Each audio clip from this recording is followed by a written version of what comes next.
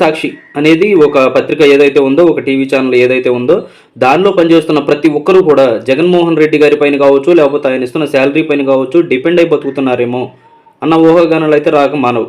ఎందుకంటే దానిలో పనిచేస్తున్న వారు ఎంత దారుణంగా, ఎంత కర్కశంగా ఆలోచిస్తున్నారు అంటే ఒకసారి ఈ వీడియో మీరు చూడండి.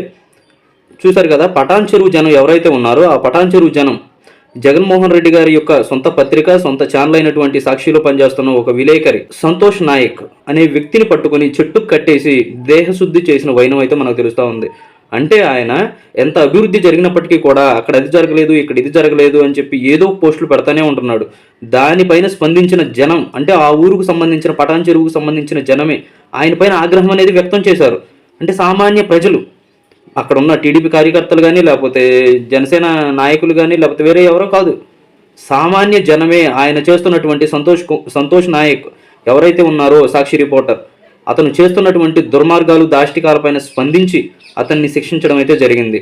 అంతేకాకుండా ఆయనకు సంబంధించి 2 ఫ్లాట్లు, అంటే వైసీపీ అధికారంలో ఉన్నప్పుడు 2 ఫ్లాట్లు రావడం కానీ, ఒక ఇల్లు సమకూర్చుకోవడం కానీ, ఇవన్నీ కూడా అతనికి ఫేవర్గా జరిగినాయి అని చెప్పి ఆ ఊరు జనమే వెల్లడించడం అయితే జరిగింది.